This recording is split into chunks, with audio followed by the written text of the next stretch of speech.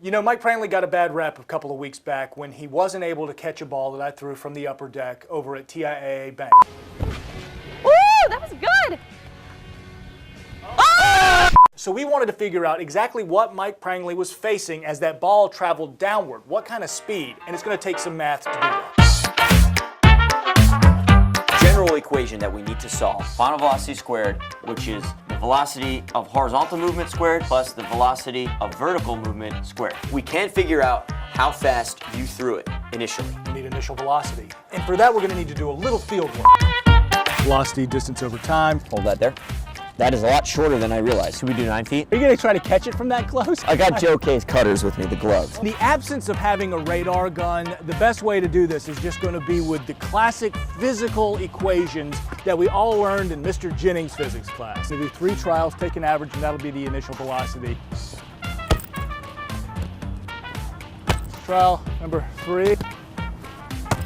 All right, we might have some science. There we go. That's our distance. This is our point. This is a garbage throw, so frames it takes to get to that point. So 1, 2, 6. This is ballparking, so 30 frames per second. Is the Equals 0.2 of a second. 0.06 seconds to go 1 meter. And we multiply the meters, so 15 meters per second. It was that easy. That throw is 18, so your third one is again. And we get an average of 17.5 meters per second initial velocity. And 39, not quite over. Now's the tricky part. We have this guy.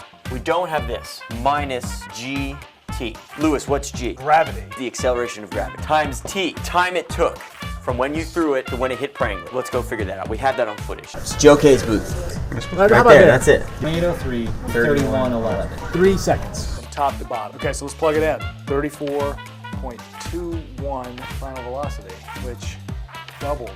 Really? Well, gravity took over, man. 76 miles per hour is what Prangley was trying to catch.